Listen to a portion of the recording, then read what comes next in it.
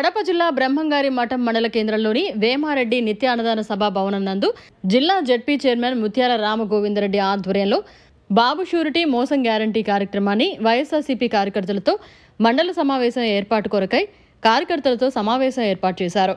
ఈ కార్యక్రమంలో ZP chairman Rama Govinda Reddy మీడియాతో మాట్లాడారు। అందరికీ నమస్కారం। పత్రికా విలేకరులకు ఇక్కడికి వచ్చిన వైఎస్ఆర్సీపీ కార్యకర్తలకు సర్పంచులకు ఎంపీటీసీలకు అందరికీ స్వాగతం సుస్వాగతం।